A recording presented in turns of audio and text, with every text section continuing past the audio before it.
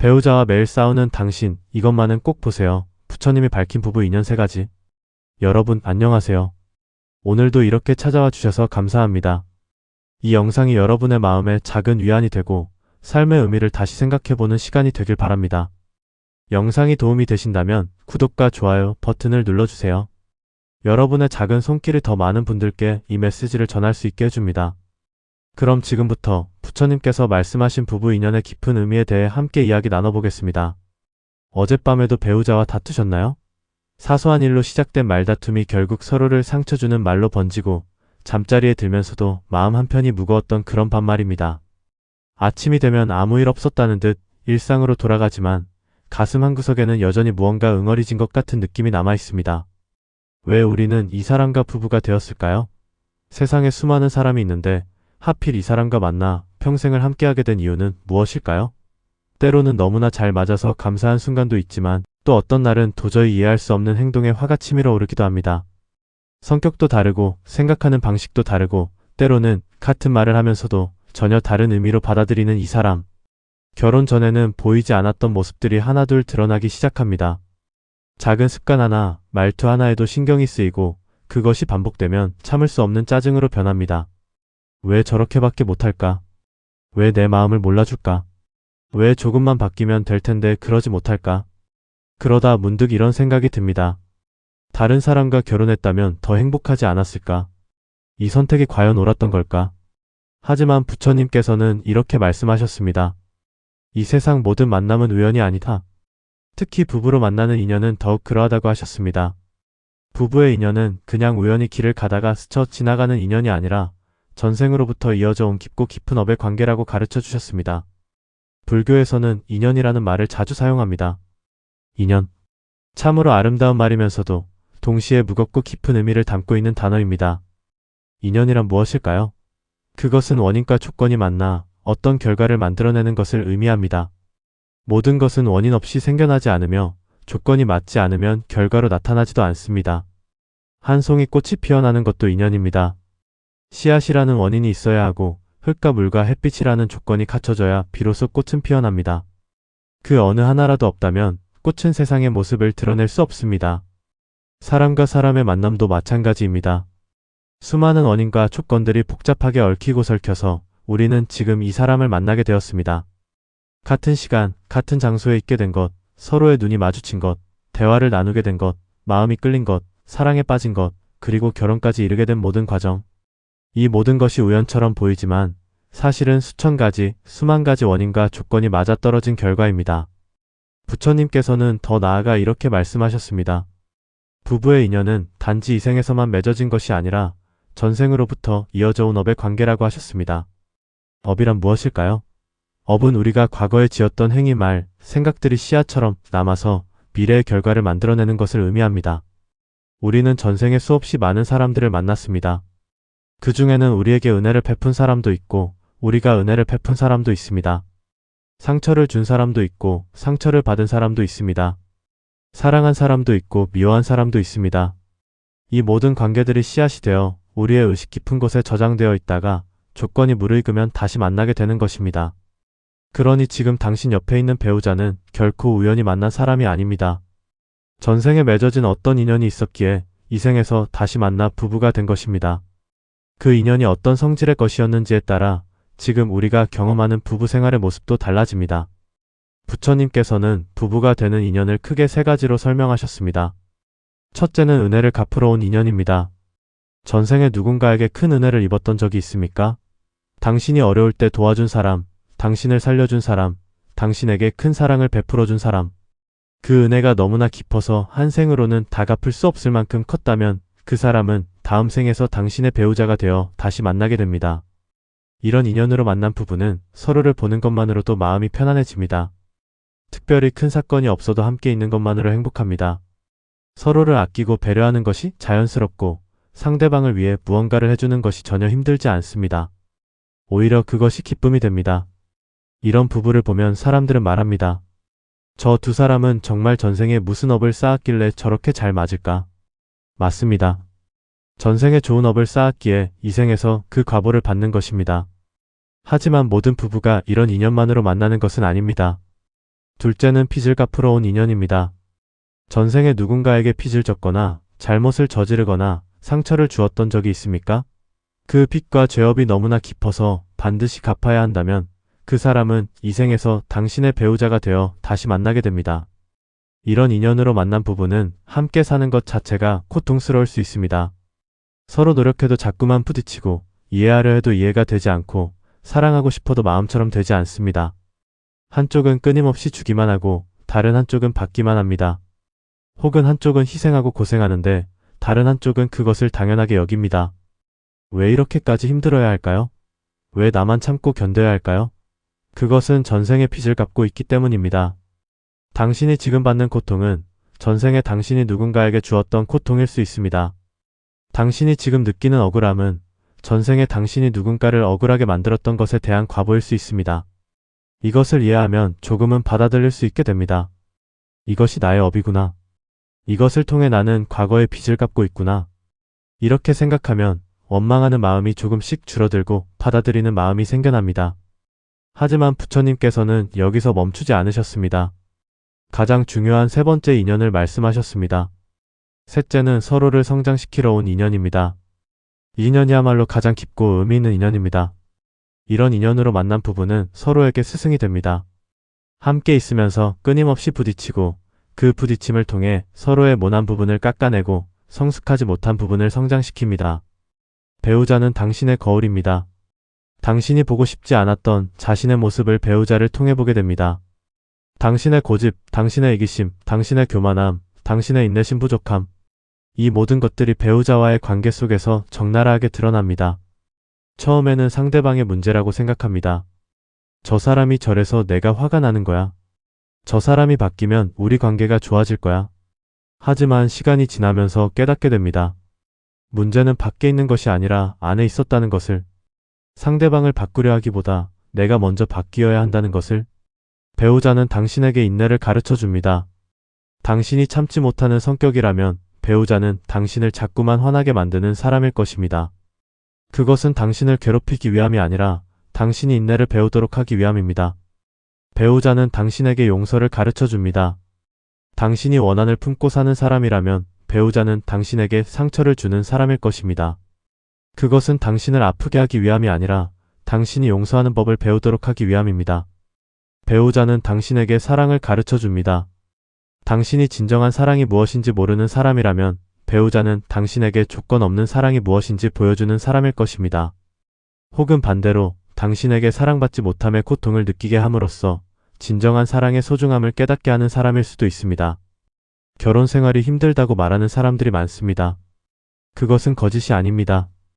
결혼은 정말로 어려운 일입니다. 서로 다른 환경에서 자란 두 사람이 한 공간에서 평생을 함께 산다는 것. 각자의 습관과 가치관을 가진 두 사람이 모든 것을 공유하며 산다는 것. 그것은 결코 쉬운 일이 아닙니다. 때로는 너무 힘들어서 포기하고 싶어집니다. 왜 이렇게까지 힘들게 살아야 하나? 혼자 사는 것이 더 편하지 않을까? 이 사람과 헤어지면 더 행복해지지 않을까? 하지만 부처님께서는 말씀하셨습니다. 고통이 없다면 깨달음도 없다. 우리는 고통을 피하려 합니다. 고통은 나쁜 것이고 불행한 것이라고 생각합니다. 하지만 부처님께서 보시기에 고통은 우리를 성장시키는 가장 훌륭한 스승입니다. 편안함 속에서는 변화가 일어나지 않습니다. 모든 것이 좋고 모든 것이 만족스러울 때 우리는 더 나은 사람이 되려고 노력하지 않습니다. 하지만 고통이 찾아오면 달라집니다. 고통은 우리를 멈춰 세우고 생각하게 만들고 질문하게 만듭니다. 왜 이런 일이 일어났을까? 내가 무엇을 잘못했을까? 나는 어떻게 살아야 할까? 이런 질문들을 던지면서 우리는 비로소 자신을 돌아보게 됩니다. 배우자와의 갈등도 마찬가지입니다. 처음에는 그저 불편하고 괴로운 일로만 느껴집니다. 하지만 그 갈등 속에서 우리는 많은 것을 배웁니다. 내가 얼마나 이기적인 사람인지, 내가 얼마나 참을성이 없는 사람인지, 내가 얼마나 상대방의 입장을 생각하지 않는 사람인지, 이 모든 것들을 배우자를 통해 깨닫게 됩니다.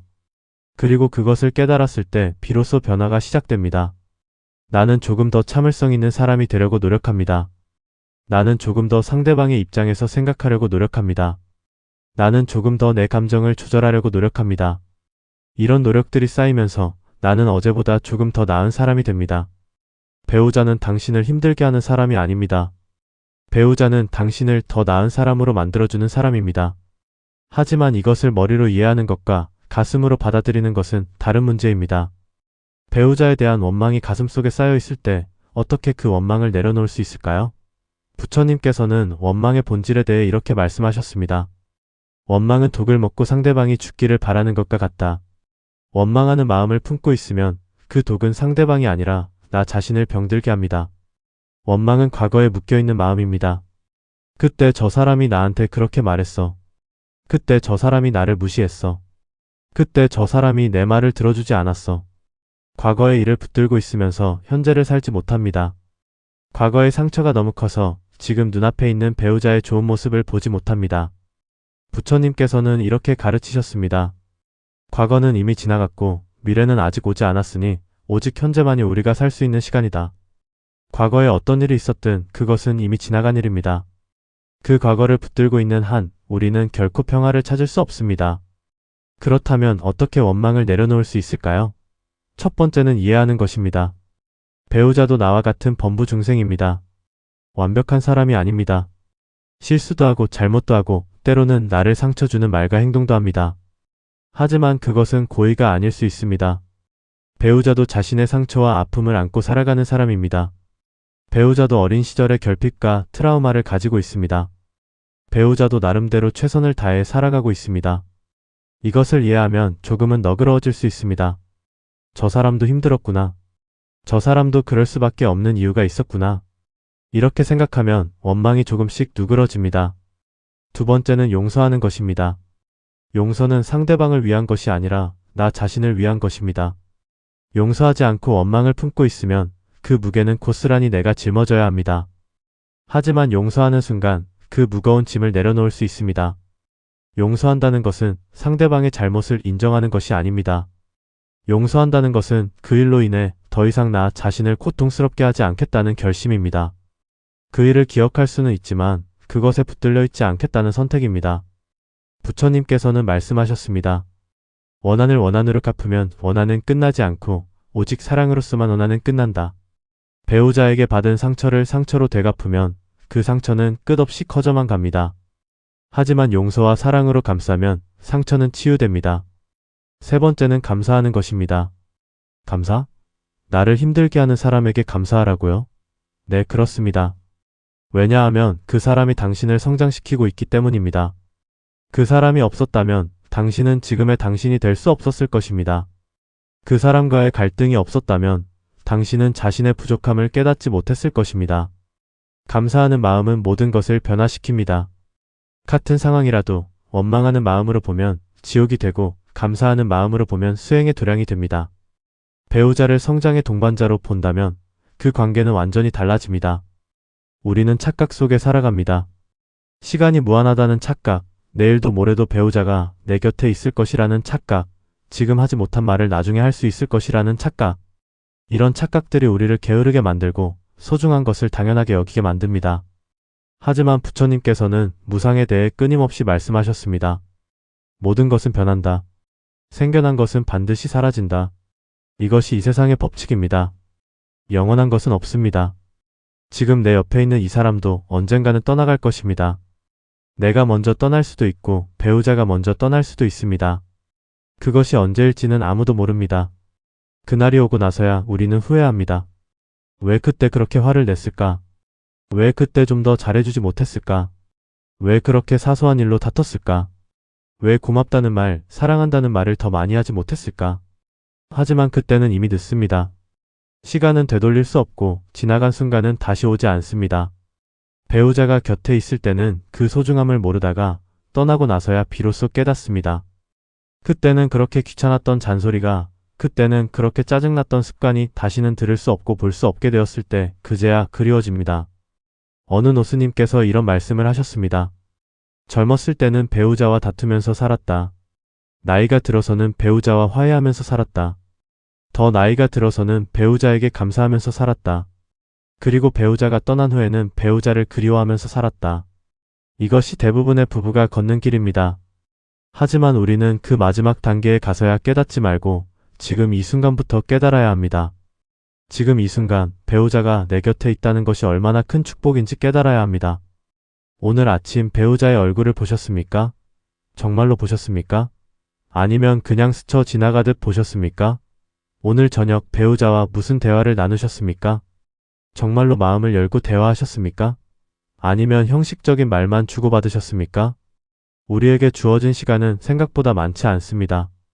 지금 당신이 50대라면 배우자와 함께할 수 있는 시간은 고작 20년, 30년 정도밖에 남지 않았습니다.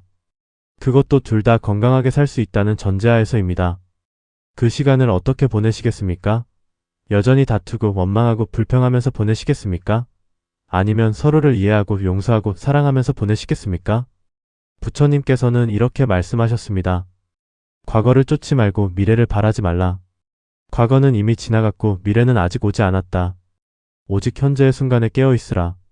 지금 이 순간 배우자가 당신 곁에 있습니다. 그것이 기적입니다.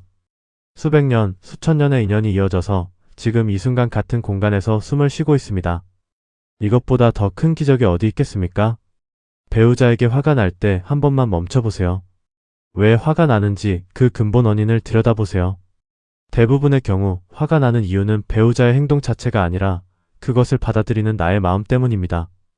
배우자가 약속 시간에 늦었습니다. 당신은 화가 납니다. 하지만 왜 화가 날까요?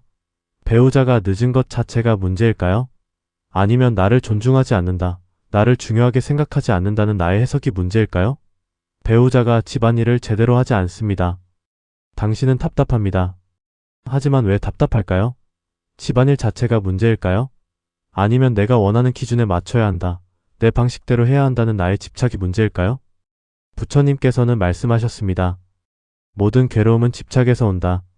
우리는 배우자가 내 기대대로 행동하기를 바랍니다. 내가 원하는 모습이 되기를 바랍니다. 내 생각에 동의하기를 바랍니다. 하지만 배우자는 나와 별개의 인격체입니다. 나와 다른 생각을 가지고 있고 나와 다른 방식으로 살아가는 독립된 존재입니다. 배우자를 있는 그대로 받아들일 수 있습니까? 바꾸려 하지 말고 코치려 하지 말고 내 틀에 맞추려 하지 말고 그냥 있는 그대로 받아들일 수 있습니까? 이것이 진정한 사랑입니다. 조건 없는 사랑입니다. 내가 이렇게 해주면 사랑해주겠어. 이것은 거래입니다. 내가 바뀌면 인정해주겠어. 이것은 조건부 사랑입니다. 진정한 사랑은 내가 어떤 모습이든 나는 너를 사랑해입니다. 물론 이것이 쉬운 일은 아닙니다. 때로는 배우자의 행동이 정말로 받아들이기 어려울 때도 있습니다.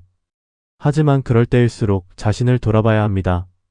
내가 왜 이렇게 힘들어하는지, 내 안에 어떤 상처가 건드려진 것인지, 내가 진정으로 원하는 것은 무엇인지. 배우자는 당신의 거울입니다.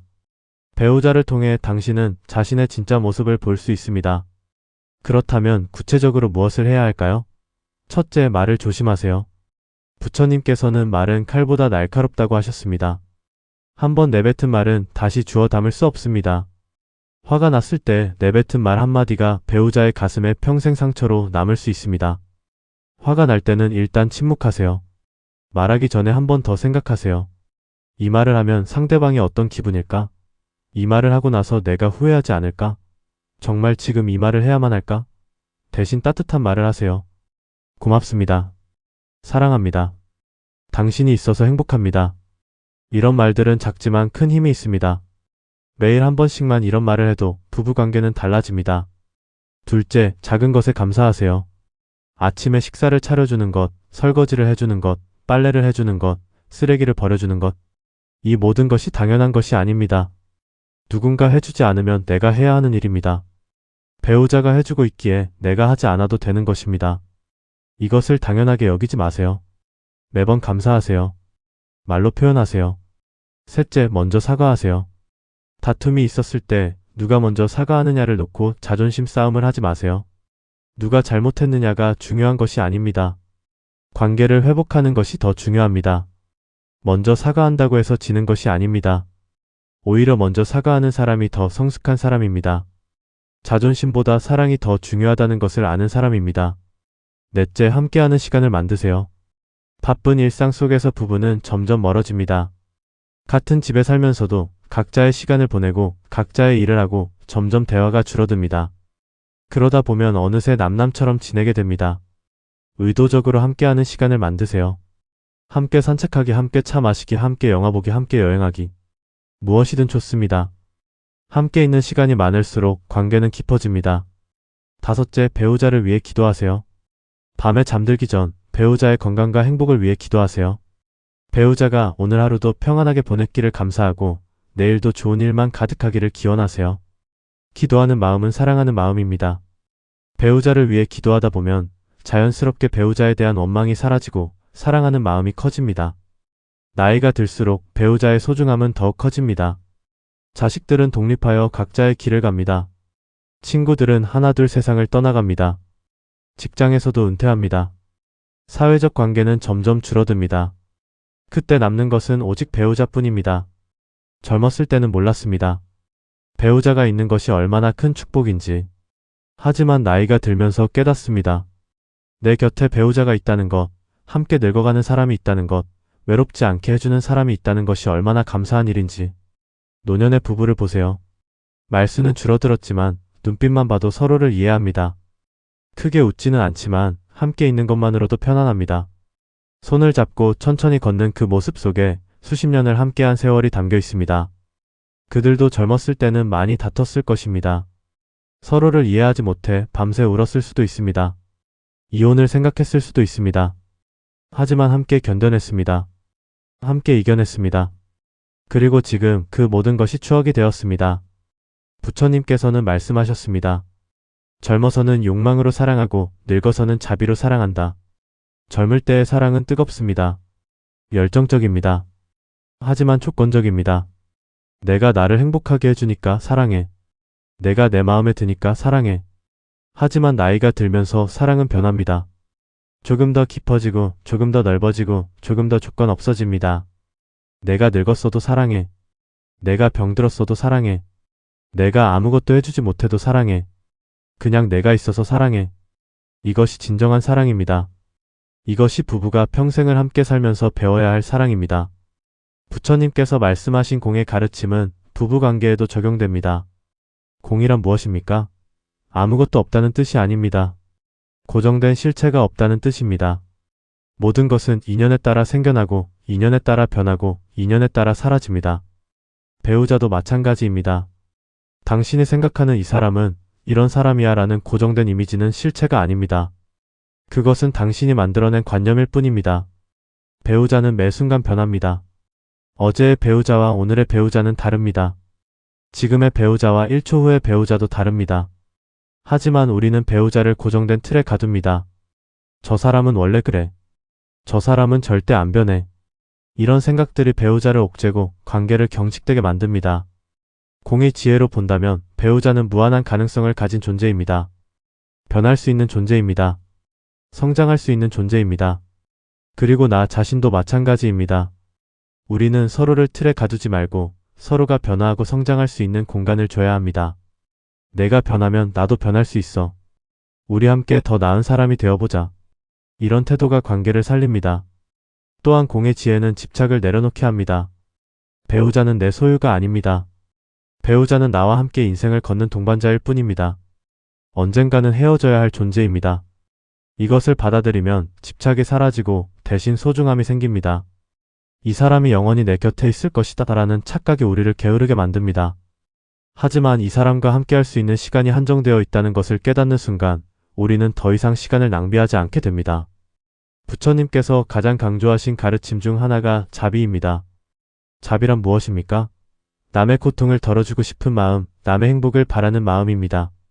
그런데 우리는 이상하게도 남에게는 자비를 베풀면서 정작 가장 가까운 배우자에게는 자비롭지 못합니다. 배우자가 실수하면 화를 냅니다. 배우자가 잘못하면 비난합니다. 배우자가 힘들어하면 내가 잘못해서 그렇지라고 말합니다. 남에게는 하지 않을 말을 배우자에게는 쉽게 합니다. 왜 그럴까요? 가깝기 때문입니다. 가까우니까 함부로 대해도 괜찮다고 생각합니다. 가까우니까 내 감정을 그대로 드러내도 괜찮다고 생각합니다. 하지만 이것이야말로 가장 큰 잘못입니다. 가까운 사람일수록 더 조심해야 합니다.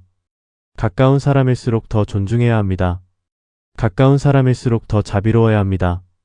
배우자에게 자비를 베푸세요. 배우자가 힘들어할 때 비난하지 말고 위로하세요. 배우자가 실수했을 때 화내지 말고 이해하세요. 배우자가 잘못했을 때 꾸짖지 말고 용서하세요. 배우자도 불완전한 인간입니다. 완벽할 수 없습니다. 실수할 수 있고 잘못할 수도 있습니다. 그것을 있는 그대로 받아들이고 자비로운 마음으로 대하세요. 부처님께서는 말씀하셨습니다. 자비는 모든 악을 이긴다. 배우자와의 관계에서 생기는 모든 문제는 자비로 해결될 수 있습니다. 자비로운 마음으로 대하면 갈등은 사라지고 화해가 일어나고 사랑이 깊어집니다. 배우자와 함께 사는 것 자체가 수행입니다. 절에 가서 참선하고 경전을 읽고 염불하는 것만이 수행이 아닙니다. 일상 속에서, 관계 속에서 배우자와 부딪히면서 내 마음을 다스리는 것이 진정한 수행입니다. 화가 날 때 그 화를 관찰하세요. 아, 지금 내가 화가 나는구나. 이렇게 객관적으로 바라보세요. 화에 휩싸이지 말고 화를 바라보는 자리에 서세요. 그러면 화는 저절로 잦아듭니다. 배우자에게 짜증이 날 때 그 짜증을 관찰하세요. 아, 지금 내가 짜증이 나는구나. 왜 짜증이 날까? 배우자의 어떤 행동이 나를 불편하게 만들까? 그 불편함의 근원은 무엇일까? 이렇게 관찰하다 보면 짜증의 원인이 배우자가 아니라 나 자신에게 있다는 것을 깨닫게 됩니다. 배우자와 대화할 때 마음 챙김하세요. 배우자가 말할 때 진짜로 들으세요. 딴 생각하지 말고, 판단하지 말고, 반박할 말을 미리 준비하지 말고 그냥 있는 그대로 들으세요. 배우자의 말 속에 담긴 감정을 느껴보세요. 배우자가 진짜로 하고 싶은 말이 무엇인지 귀 기울여 들어보세요. 이것이 명상입니다. 이것이 수행입니다. 부처님께서는 말씀하셨습니다.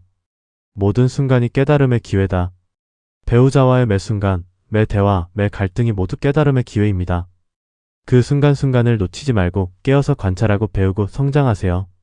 오늘 집에 돌아가시면 배우자를 한번 안아주세요. 말없이 그냥 안아주세요. 그리고 마음속으로 말하세요. 당신과 함께해서 감사합니다. 당신이 있어서 행복합니다. 배우자도 처음에는 어리둥절할 것입니다. 왜 갑자기 그러냐고 물을 수도 있습니다. 그냥 웃으면서 말하세요. 그냥요. 당신이 좋아서요. 이 작은 행동 하나가 관계를 바꿉니다. 우리는 너무 많은 말을 하면서도 정작 중요한 말은 하지 못합니다. 너무 많은 시간을 함께 보내면서도 정작 마음을 나누는 시간은 없습니다. 오늘부터 지금 이 순간부터 바꿔보세요. 부처님께서 말씀하셨습니다. 수백 년, 수천 년의 인연이 이어져서 지금 이 순간 만났다. 이 만남을 소중히 여겨라. 이 인연을 함부로 대하지 말라. 당신의 배우자는 우연히 만난 사람이 아닙니다. 전생으로부터 이어진 깊은 인연으로 만난 사람입니다. 그 인연이 은혜를 갚기 위한 것이든 빚을 갚기 위한 것이든 서로를 성장시키기 위한 것이든 그 모든 것에는 의미가 있습니다. 배우자를 원망하지 마세요. 배우자는 당신의 적이 아니라 동반자입니다. 함께 이 삶을 건너가는 동지입니다. 배우자와 싸우지 마세요. 싸울 시간에 사랑하세요. 다툴 시간에 대화하세요. 원망할 시간에 감사하세요. 그리고 기억하세요. 언젠가는 헤어져야 할 사람입니다. 영원히 함께할 수 없습니다. 그러니 지금 이 순간을 소중히 여기세요. 함께할 수 있는 이 시간이 얼마나 귀한지 깨달으세요. 부처님의 가르침은 멀리 있지 않습니다. 바로 당신 옆에 있는 배우자와의 관계 속에 있습니다. 그 관계를 통해 배우고 성장하고 깨달아가세요. 그것이 부부로 만난 진짜 이유입니다. 그것이 평생 이 사람과 함께 사는 이유입니다. 오늘 밤 배우자 옆에서 잠들기 전에 조용히 이 기도를 올려보세요. 당신과 함께 걷는 이 길이 평탄하지만은 않지만 당신이 있어 외롭지 않습니다.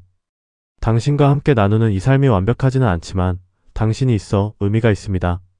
남은 생 서로를 더 이해하고 더 용서하고 더 사랑하며 살아가게 해주소서.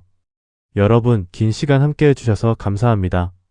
이 영상이 여러분의 부부 생활에 작은 위안이 되고 배우자를 다시 한번 돌아보는 계기가 되기를 바랍니다. 구독과 좋아요, 알림 설정으로 더 많은 분들께 이 메시지가 전해질 수 있도록 도와주세요. 다음 영상에서 또 뵙겠습니다. 고맙습니다.